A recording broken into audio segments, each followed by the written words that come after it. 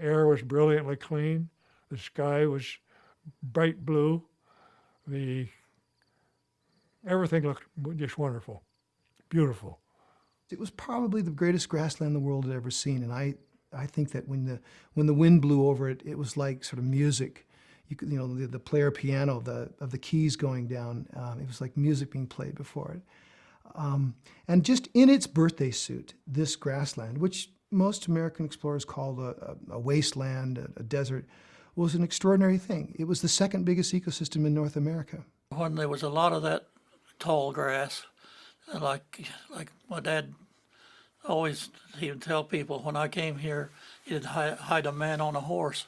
It was level and pretty, and the grass was beautiful. We had tall grass. They thought they'd all get rich or wealthy. There was no reason not to think so at that time because the grass was great for the cattle. The grass was buffalo grass, and it was so good, it was unbelievable. It was so thick. When they got there, Dad said, "I ain't never moving again." My mother told us that the soil was so beautiful that if you could stick she just said a butcher knife down in it and drop a seed in it and everything would just grow. The 19-teens and 1920s were a time of enormous development on the southern plains. Areas that had been cattle grazing areas were being plowed for agriculture for the very first time. And you have enormous development of towns and cities, a large population coming into the area, many of whom hadn't farmed before, so this was a new experience for them. So you had a population on the plains that was essentially a new population in that era. My parents were pretty typical of that time. They came out from Missouri in 1921 and became wheat farmers. My father said he'd had 40 acres in Missouri and he could have 160 acres out in Beaver County, and he just thought that was wonderful. And for about 10 years had bumper wheat crops and did very well. They had plowed up all the buffalo grass in the effort to make more money and get rich off of wheat. The government encouraged them, too, to do this. The government of the United States had been behind the westward movement all along. I mean, it was part of a grand scheme to bring the West into the purview of the United States. And that meant basically turning the West into agricultural production. That's the foundation for whatever we wanted to come out of the West, were farms, people living on those farms. So the government had been promoting this since the days of the Homestead Act, you could even say since Lewis and Clark. The land was very good land, practically virgin land, hadn't been broken out in many years. Harvests up until that time were marvelous. Wheat at 50, 60 bushel an acre, where in Kansas, the wheat country, it might have been 30 bushel an acre, to give you an example. So that everything looked rosy. They commanded technology, they commanded the land, and they were producing wheat on a scale that, in their own minds, promised prosperity and comfort for years to come. This is, in many ways, the American dream, to have your own land and be a farmer and till the soil and prosper. Boom time.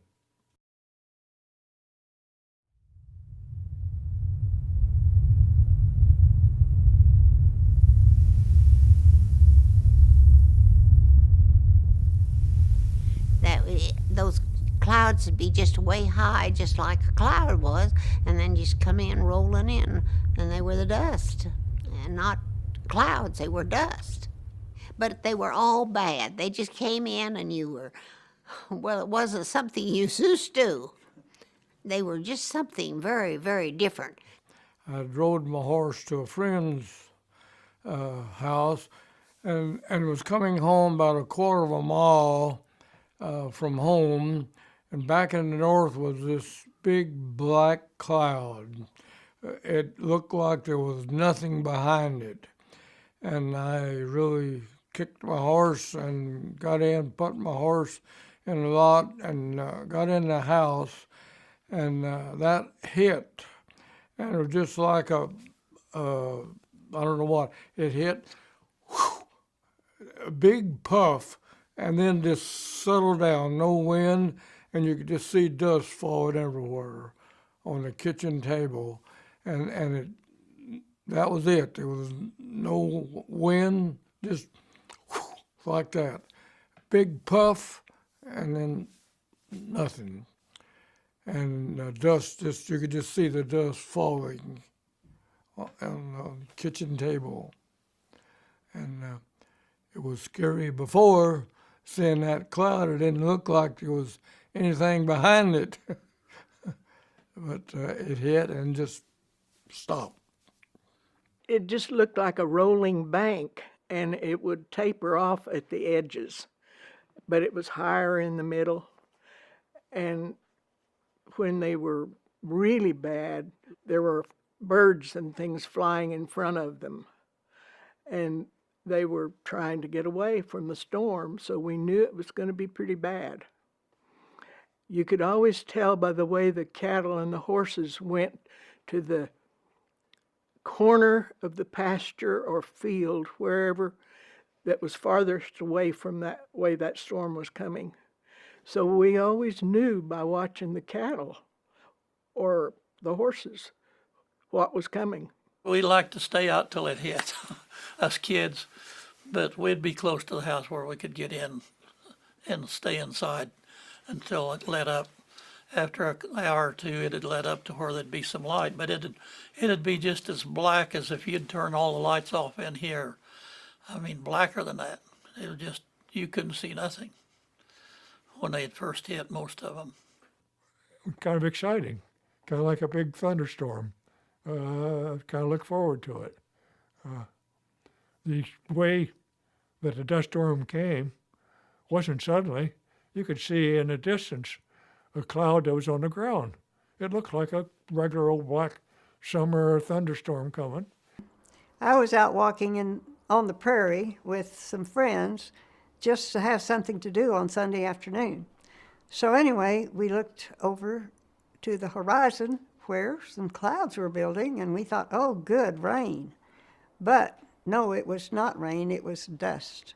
And it just kept coming and billowing up into the sky.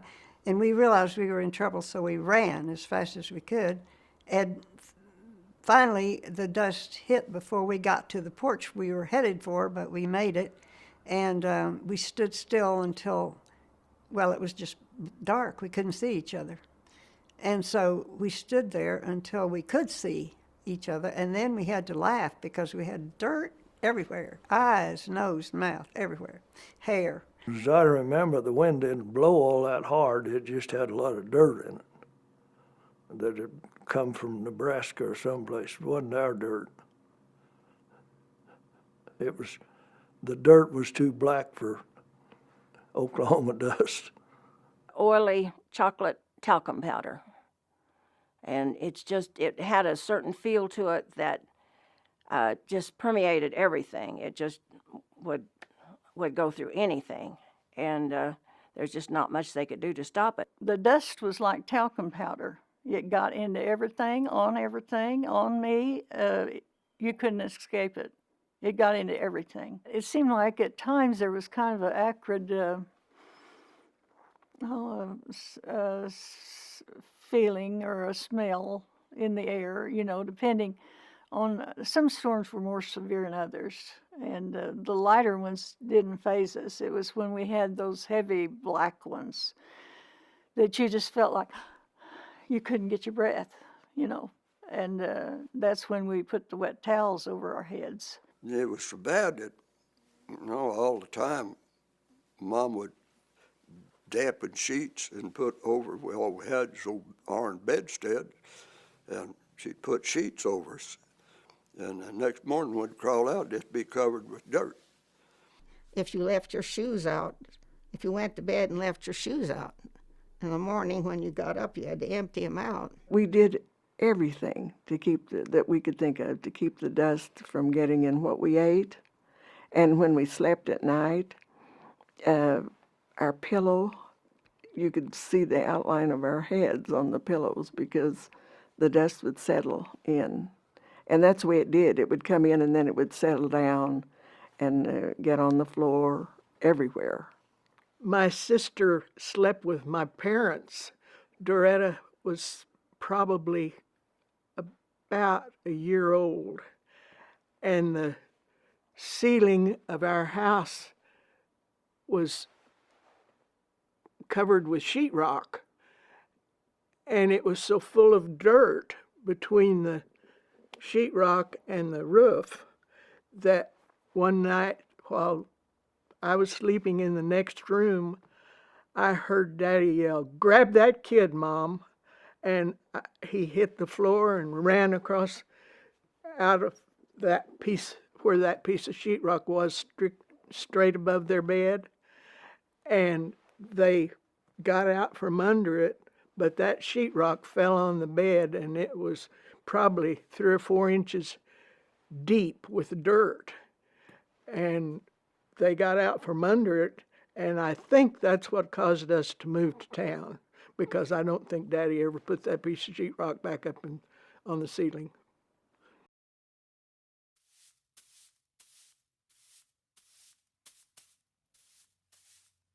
You didn't keep a house clean. You couldn't with that dust in there all the time. We just tried to wash real good all the time and keep things as clean as we could. But you had to sweep every time you turned around and mop the house and all those things to keep the dust out. Those houses weren't well made, and it would come through the windows, it'd come through the cracks in the doors. Other places, no, you'd have dust. And I remember, I think my father taking a shovel, a scoop shovel that you'd use for grain to scoop out the dirt on the floor of the house after a storm. And I've held a scoop shovel while Mom swept dirt out of the house, and we put it, instead of using a dustpan, we'd use a scoop shovel. My sister and I, on a clear day, on a Saturday morning, would start at the top and take a broom. We didn't have a vacuum in those days, and sweep the dirt off of the windowsill and take the curtains down, take them out and shake them and leave them out a while. And on the dresser, we'd sweep it off. There's thick on the dresser. And we'd sweep it off. And then we'd get a shovel or a scoop and scoop it into a wash tub, big wash tub, and carry it out. Then we'd go start again and go from the top and go down and get a much smaller amount the second time. And then we'd take the dust cloths and wipe the furniture off, and everything had been shaken, and hang the curtains again. And about then the dirt would have perhaps be blowing again. It was you're pretty much defeated to keep it clean. I did a cleaning for some women in town at that time that year, and you do the same thing. You start at the top and push the dirt down and let it fall and scrape it up, dump it, come back for more.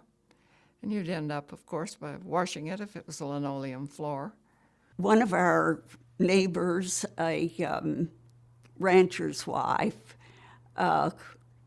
who was of German extraction and such a good housekeeper, said she was just humiliated when her husband brought his foreman or one of his business associates in, and they were making some plans about where to move the cattle.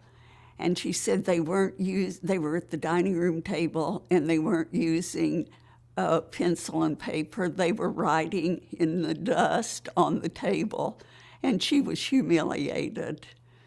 But you couldn't keep it clean. There was whenever we set the table, now this is when you put the plates out, we didn't have a knife, a fork, and spoon. We had a spoon, and we turned the plates upside down on the table so the sand wouldn't get in it before we ate. It was that bad. When we went to set the table, we turned the plates upside down, because if you didn't, there'd be dirt by the time you got the meal on the table. The idea of keeping everything clean, you did the best you could. And I remember my folks laughing and saying, whoever eats the most gets the most dirt. all of our mothers were experienced at hanging up wet sheets over the windows to keep as much of the dirt from coming in as possible. And if there were a baby in the house, they nearly always had their crib covered with something damp to keep the dust from settling in on them. I was in charge of my trying to help keep my younger brother clean. Mother would say, "Will you take Doogie up and get him cleaned up?" And so he and I went up, and his ears were dusty, and he just was furious with me. He was 6 years younger, and that dust had to have accumulated over maybe a couple of weeks.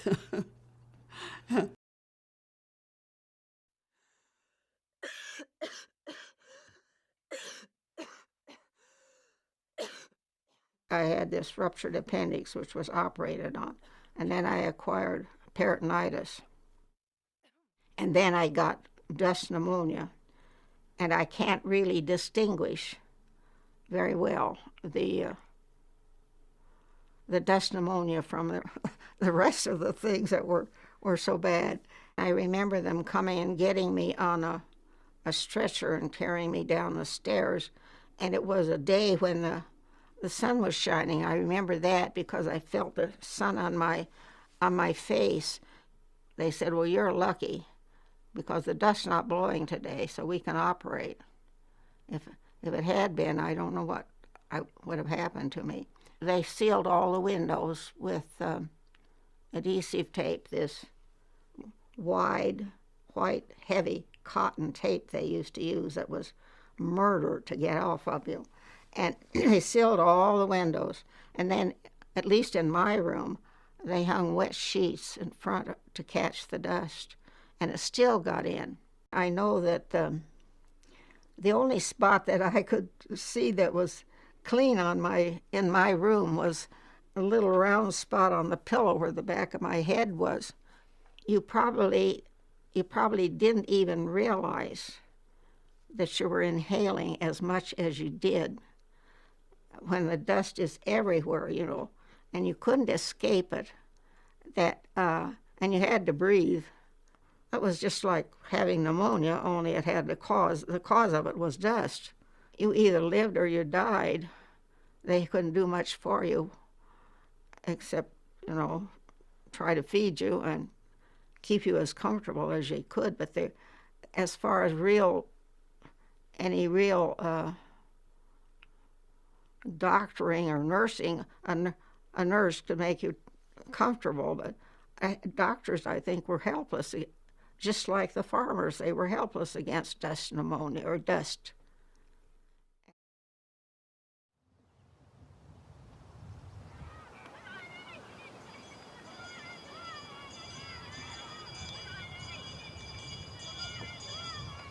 I got paid $75 a month.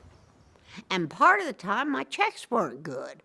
I had to wait maybe 3 or 4 months to get them cashed. They'd give us a check and just tell us to hold it till they had the money. Even when I married, I think I had 4 checks yet that hadn't been paid. I taught in country schools, and we had probably 4 or 5 miles. None of them came farther than the 4 or 5 miles, most of them a mile. And most of them walked to school. And lots of times I'd pick them up as I was coming along in the car and take them to school. But it'd get so bad you couldn't even see to drive. You couldn't see the sides of the road with your lights on. You couldn't tell whether you was on the road or whether you was off the road. We'd just turn out school. And parents would come get their children because we couldn't leave them in there.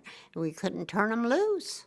And I remember I went to a 2-story school, and there was a big stairway up from the front door that went up to the 2nd floor.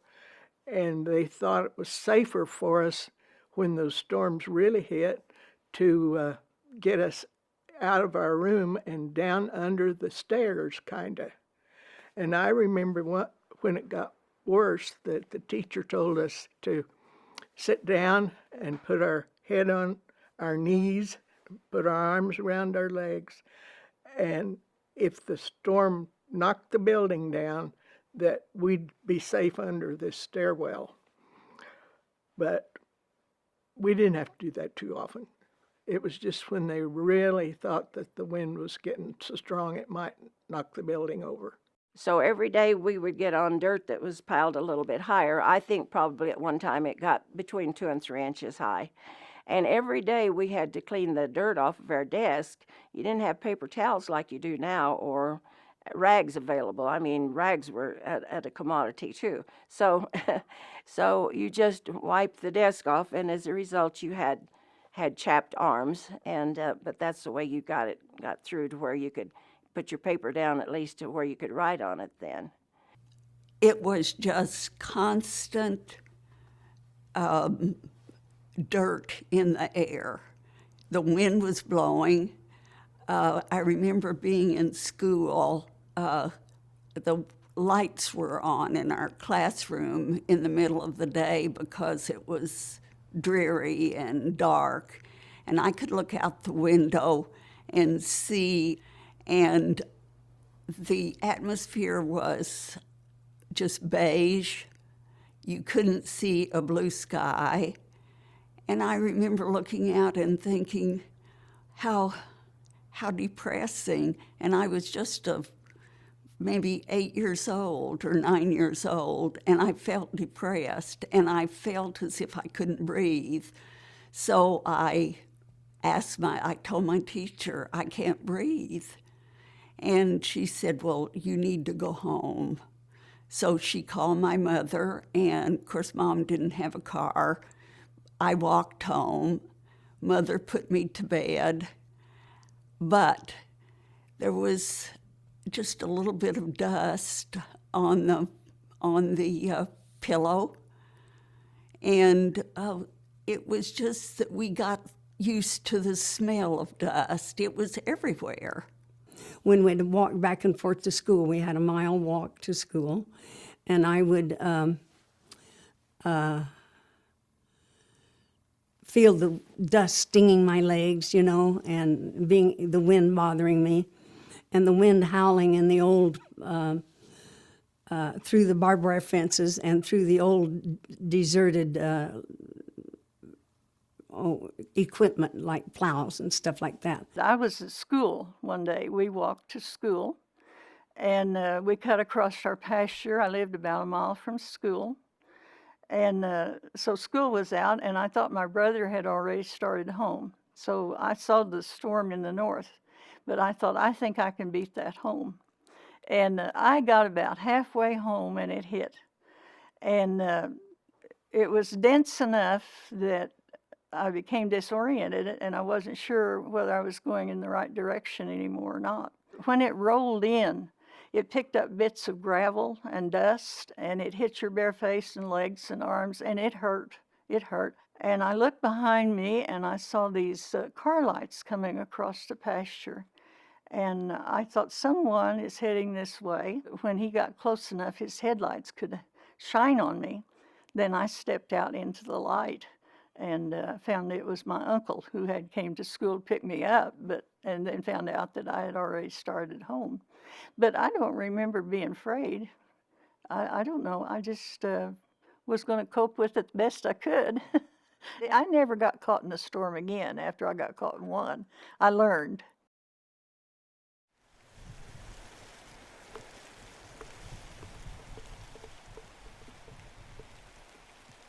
We had fields that people moved away from and didn't take any care of at all. It'd blow up into mounds high as a man's head and clear down to subsoil around that. Good place to hunt arrowheads and Indian artifacts and so forth. It was great times for guys who were hunting for arrow points at that time. They got very choosy. In normal times, point hunters find a broken point and they'll pick it up. But when you have so many hundreds and hundreds of arrow points to pick from, you would take only the perfect ones. And my older brothers made great collections of them. I hunted arrowheads a lot as a kid because I could trade a pound coffee can full of good arrowheads for a knee-high pop. And the ground would be just smooth, but there'd be little wrinkles in it just where a one-way had gone, the bottom of where a one-way had gone, the rest of that topsoil blew away. And it was just down to hard pan. And then them arrowheads just be laying on top, you could pick them up everywhere. I picked up a gold watch that opened, the case opened on the front and the back. It was a real thick watch. And I was in my uncle's car, and I could drive to Four Corners, which is about 3 or 4 miles down there from where he was farming. And I traded that gold watch for a knee-high grape pop. And my uncle went to get that watch back, and they had a little sham battle over that. But he busted my boo-high and told me anytime I found something like that to let him look at it first. Everybody was in the same boat. Nobody had money to spend. We made our own fun. Always some family in the community would have a dance on Saturday night, and that was our entertainment. The Chamber of Commerce planned a lot of events that were free. My dad had movies, free movies occasionally, and everybody would come. They were movies that John Deere furnished, or they were not Hollywood movies. They were advertising more than anything else. But they were free, and Dad would have pop, and it would get people to town, hoping that they can use their cream and egg money and buy a pair of shoes. And then after church on Sunday,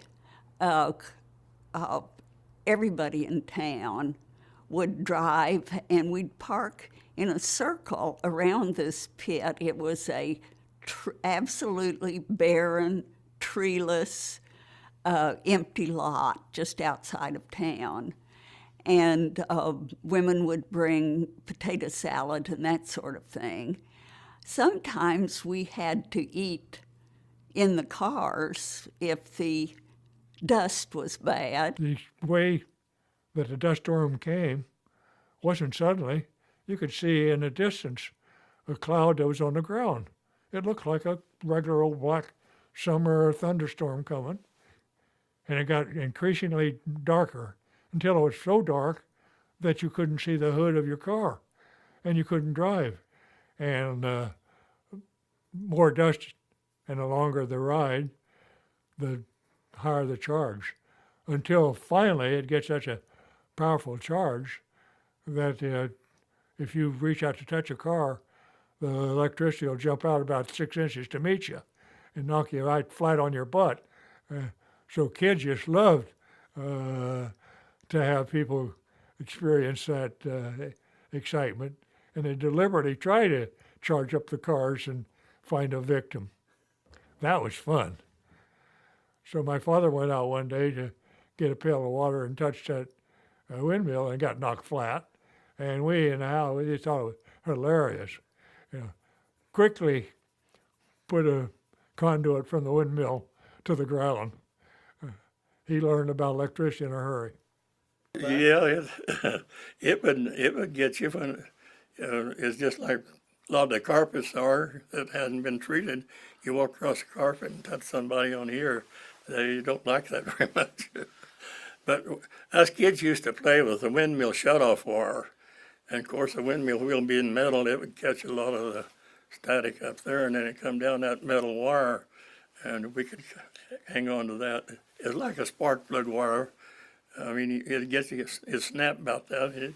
It snapped a little ways to get to you if you got too close to that wire. So it was kind of an entertaining thing when we'd have kids come over. We'd see who was brave enough to touch it. The most fun was come up behind and hit somebody on the back of the ear with your finger. You'd jump about that far. Then the guy'd jump about that far. Kid. We used to do it for fun. So we might have been fooling with fire, I don't know. But we didn't know any better and we thought it was fun.